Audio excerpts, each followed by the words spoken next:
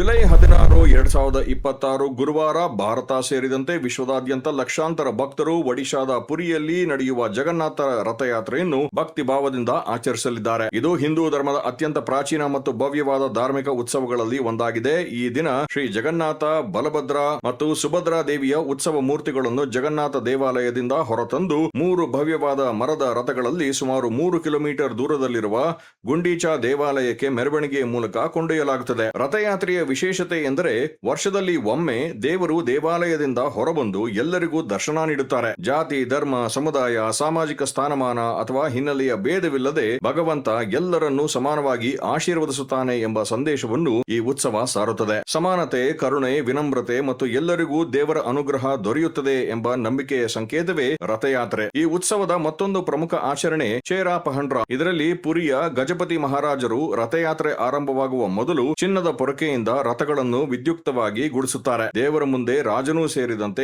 ಎಲ್ಲರೂ ಸಮಾನರು ಮತ್ತು ವಿನಮ್ರ ಸೇವಕರೇ ಎಂಬ ಸಂದೇಶವನ್ನು ಈ ಆಚರಣೆ ಸಾರುತ್ತದೆ. ಪ್ರತಿ ವರ್ಷ ರಥಯಾತ್ರೆಗಾಗಿ ಹೊಸದಾಗಿ 3 ಮರದ ರಥಗಳನ್ನು ನಿರ್ಮಿಸಲಾಗುತ್ತದೆ. ನಂದಿಘೋಷ, ಶ್ರೀ ಜಗನ್ನಾಥನ ರಥ, ತಲಧ್ವಜ ಬಲಭದ್ರನ ರಥ, ದರ್ಪದಲನ ಅಥವಾ ದೇವದಲನ ಸುಭದ್ರಾ ದೇವಿಯ ರಥ. ಸಾವಿರಾರು ಭಕ್ತರು ಈ ರಥಗಳನ್ನು ಪುರಿಯ ಭವ್ಯ ರಸ್ತೆಯಾದ ಬಡದಂಡದಲ್ಲಿ ಎಳೆಯುತ್ತಾರೆ. ರಥವನ್ನು ಎಳೆಯುವುದು ಅತ್ಯಂತ ಪುಣ್ಯದ ಕಾರ್ಯ ಮತ್ತು ಭಕ್ತಿಯ ಪ್ರತೀಕ ಎಂದು ನಂಬಲಾಗಿದೆ. ಲಕ್ಷಾಂತರ ಭಕ್ತರಿಗೆ ಜಗನ್ನಾಥ ರಥಯಾತ್ರೆ ಕೇವಲ ಒಂದು ಹಬ್ಬವಲ್ಲ, ದೇವರು ದೇವಾಲಯದ ಗೋಡೆಗಳೊಳಗೆ ಮಾತ್ರ ಸೀಮಿತನಲ್ಲ, ಆತ ಎಲ್ಲರನ್ನು ಆಶೀರ್ವದಿಸಲು ಜನರ ಮಧ್ಯೆ ಬರುತ್ತಾನೆ ಎಂಬ ಸಂದೇಶವನ್ನು ಈ ಉತ್ಸವ ಸಾರುತ್ತದೆ. ನಂಬಿಕೆ, ಏಕತೆ, ವಿನಮ್ರತೆ ಮತ್ತು ಮಾನವೀಯತೆಯ ಮೌಲ್ಯಗಳನ್ನು ಸಾರುವ ಈ ರಥಯಾತ್ರೆ ವಿಶ್ವದ ಅತ್ಯಂತ ಭವ್ಯವಾದ ಧಾರ್ಮಿಕ ಉತ್ಸವಗಳಲ್ಲಿ ಒಂದಾಗಿದೆ.